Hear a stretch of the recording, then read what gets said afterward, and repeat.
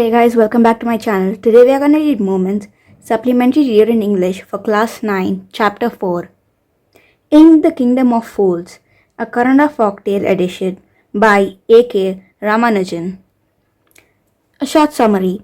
It is believed that fools are so dangerous that only very wise people can manage them. Who are the fools in the story? What happens to them? In the Kingdom of Fools, both the king and the minister were idiots. They didn't want to run things like other kings, so they decided to change night into day and day into night.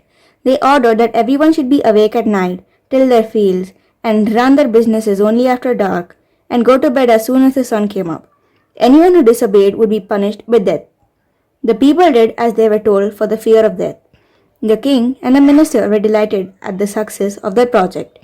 One day, a guru and his disciple arrived at the city. It was a beautiful city. It was broad daylight, but there was no one about. Everyone was asleep, not a single mouse stirring. Even the cattle had been thought to sleep by day. The two strangers were amazed by what they saw around them and wandered around town till evening, when suddenly the whole town woke up and went about its nightly business. The two men were hungry. Now that the shops were open, they went to buy some groceries. To their astonishment, they found that everything cost the same, a single dudu, whether they bought a measure of rice or a bunch of bananas. It cost a dudu. The guru and his disciple were delighted. They had never heard of anything like this. They could buy all the food they wanted for a rupee. When they had cooked and eaten, the guru realized that this was the kingdom of fools and it wouldn't be a good idea for them to stay there. This is not a place for us. Let's go, he said to his disciple. But the disciple didn't want to leave the place. Everything was cheap here. All he wanted was good, cheap food. The guru said, "They are all fools. This won't last very long, and you can't tell what they'll do to you next." But the disciple wouldn't listen to the guru's wisdom. He wanted to stay. The guru finally gave up and said, "Do what you want. I'm going," and left. The disciple stayed on, ate his fill every day, bananas and ghee and rice and wheat, and grew fat like a street-side scared bull. One bright day, a thief broke into a rich merchant's house. He had made a hole in the wall and sneaked in. And as he was carrying out his loot, the wall of the old house collapsed on his head and killed him on the spot. His brother ran to the king and complained, "Your Highness, when my brother was pursuing his ancient trade, a wall fell on him and killed him. This merchant is to blame. He should have built a good, strong wall. You must punish the wrongdoer and compensate the family for this injustice." The king said, "Justice will be done. Don't worry," and at once summoned the owner of the house. When the merchant arrived, the king questioned him. "What's your name?" "Such and such, your Highness." "Were you at home when the dead man burgled your house?" "Yes, my lord. He broke in and the wall was weak. It fell on him." The accused pleads guilty. "Your wall killed this man's brother. You have murdered a man. We have to punish you." "Lord," said the helpless merchant, "I didn't put up the wall. It's really the fault of the man who built the wall. He didn't build it right. You should punish him." "Who is that?" "My lord, this wall was built in my father's time. I know the man. He is an old man now. He lives nearby." The king sent out messengers to bring in the bricklayer who had built the wall. They brought him tied hand and foot. "You there, did you build this man's wall in his father's time?" "Yes, my lord, I did." "What kind of a wall is this that you've built? It has fallen on a poor man and killed him. You have murdered him. We have to punish you by death." Before the king could order the execution, the poor bricklayer pleaded, "Please listen to me before you give your orders. It's true I built this wall and it was of no good, but that was because my mind was not on it. I remember very well a dancing girl who was going up and down that street all day with her anklets jingling, and I couldn't keep my eyes or my mind on the wall I was building. You must get that dancing girl. I know where she lives." "You are right. The case deepens. We must look into it. It is not easy to judge such complicated cases. Let's get that dancer, wherever she is." The dancing girl, now an old woman, came trembling to the court. "Did you walk up and down the street many years ago while the poor man was building a wall? Did you see him?" "Yes, my lord, I remember it very well." "So, did you walk up and down down with your anklets jingling. You were so young and you distracted him, so he built a bad wall. It has fallen on a poor burglar and killed him. You have killed an innocent man. You'll have to be punished. She thought for a minute and said, My lord, wait. I know why I was walking up and down that street. I had given some gold to the goldsmith to make some jewelry for me. He was a lazy scoundrel. He made so many excuses, said he would give it now and he would give it then, and so on all day. He made me walk up and down that street to his house a dozen times. That was when this bricklayer saw me. It's not my fault, my lord. It's the damned goldsmith's fault. Poor thing, she's absolutely right, thought the king, weighing the evidence. You've got the real culprit at last. Get the goldsmith wherever he is hiding at once. The king's bailiffs searched for the goldsmith, who was hiding in a corner of his shop. When he heard the accusation against him, he had his own story to tell. My lord, he said, I'm a poor goldsmith. It's true I made this dancer come many times to my door. I gave her excuses because I couldn't finish making her jewelry before I finished the rich merchant's order. They had a wedding coming, and they wouldn't wait. You know how impatient rich men are. Who is this rich merchant who kept you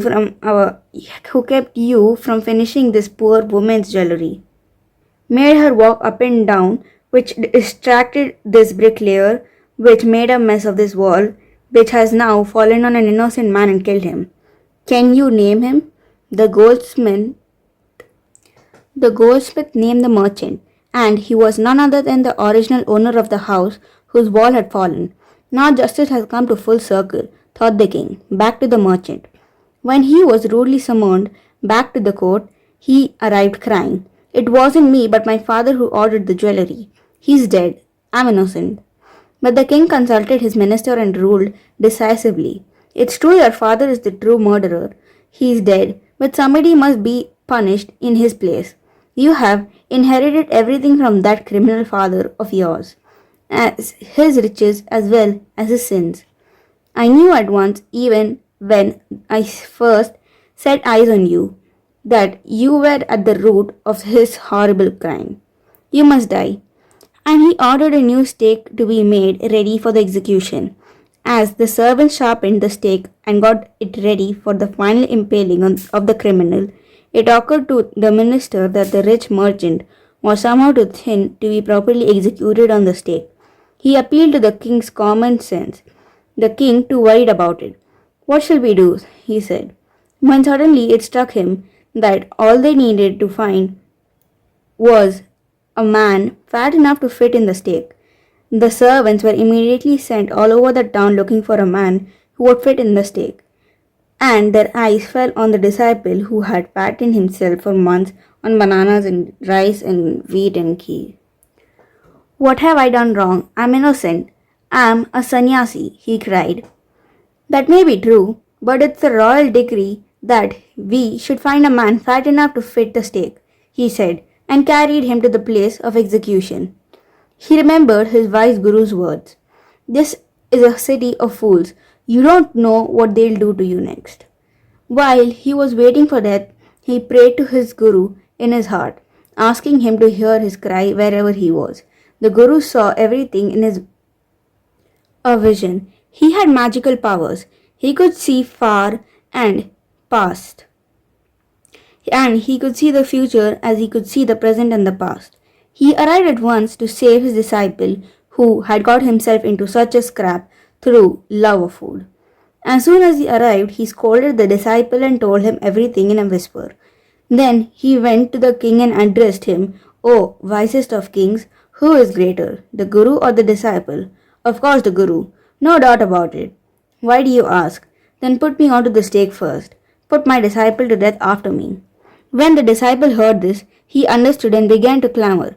Me first. You brought me here first. Put me to death first, not him. The guru and the disciple now got into a fight about who should go first. The king was puzzled by this behavior. He asked the guru, Why do you want to die? We chose him because we needed a fat man for the stake. You shouldn't ask me such questions. Put me to death first, replied the Guru. Why, there's some mystery here. As a wise man, you must make me understand. Will you promise me to put to death after I tell you? Asked the Guru. The king gave him a solemn word. The Guru took him aside out of the servant's earshot and whispered to him, Do you know why we want to die right now? The two of us. We have been all over the world, but we've never found a city like this or a king like you. That stake is the stake of the God of justice. It's new. It has never had a criminal on it. Whoever dies on it first will be reborn as the king of this country, and whoever dies next will be the future minister of this country. We are sick of our ascetic life. It would be nice to enjoy ourselves as king and minister for a while. Now keep your word, my lord, and put us to death. Me first, remember? The king was now thrown into deep thought. He didn't want to lose the kingdom to someone else in the next round of life. He needed time, so he ordered the execution postponed to the next day and talked in secret with his minister. It's not right for us to give over our kingdom to others in the next life. Let's go on the stake ourselves and be reborn as king and minister again. Holy men do not tell lies, he said, and the minister agreed. So he told the executioners, We'll send the criminals tonight. When the first man comes to you, put him to death first. Then do the same to the second man. Those are my orders. Don't make any mistake. That night the king and his minister went secretly to the prison, released the Guru and the disciple, disguised themselves as the two, and, as arranged beforehand with loyal servants, were taken to the stake and promptly executed. When the bodies were taken down to be thrown to crows and vultures, the people panicked. They saw before them the dead bodies of the king and the minister. The city was in confusion. All night they mourned and discussed the future of the kingdom. Some people suddenly thought of the Guru and disciple and caught up with them as they were preparing to leave town unnoticed. We people need a king and a minister, said someone. Others agreed. They begged the Guru and the disciple to be their king and their minister. They didn't take many arguments to persuade the disciple, but it took longer to persuade the Guru. They finally agreed to rule the kingdom of the foolish king and silly minister on the condition that they could change all the old laws. From then on, night would again be night and day would again be day, and you could get nothing for a to do. It became like any other place. Thank you. I hope you enjoyed this video.